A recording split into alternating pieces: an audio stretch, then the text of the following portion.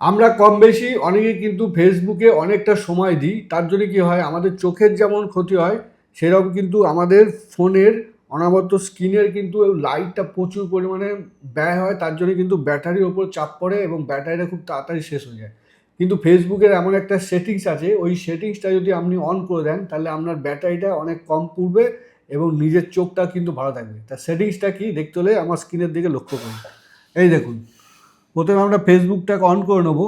On করে নেওয়ার পরে সেটিংসে যাব, সেটিংসে আমাদের যাব সেটিংস অ্যান্ড প্রাইভেসি, ঠিক আছে। সেটিংস অ্যান্ড প্রাইভেসি গেলে ফের দেখো সেটিংস বলে অপশন আছে। তা সেটিংস অ্যান্ড প্রাইভেসির মধ্যে গিয়ে সেটিংস যাব, সেটিংসের মধ্যে গিয়ে এই দেখো এখানে রয়েছে আমাদের একটা সেটিংস রয়েছে ডার্ক মুড, ঠিক আছে।